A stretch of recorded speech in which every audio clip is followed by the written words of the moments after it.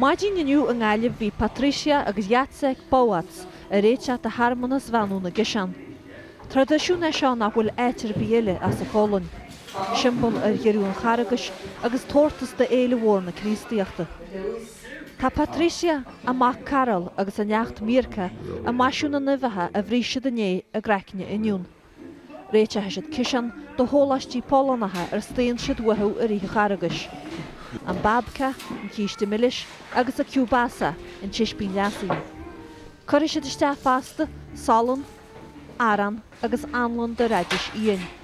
Níos muile tróna bailín na pobl Polainne a de pobl níl Pádraig in Ngaillimh don dara cinn de chrí harmanas ar a tathair mhór. Fágann siad na gCiseán ag an altar le go mamahariad.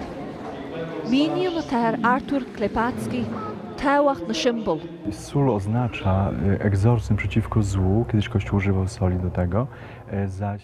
Úsáidir a salan leis a deabhfuil a dhíbairt an béle mar chótha ar Dhomhnach Cásca agus an taran mar chótha ar chumaine naofa.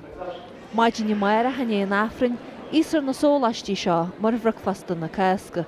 Leannaí an pobl Polainne a ré le cheiliúradh Cásca go dtíon luan, le na gleannas. Sarach ní bhanahan, nóach TG Ceithir in Ngaillimh.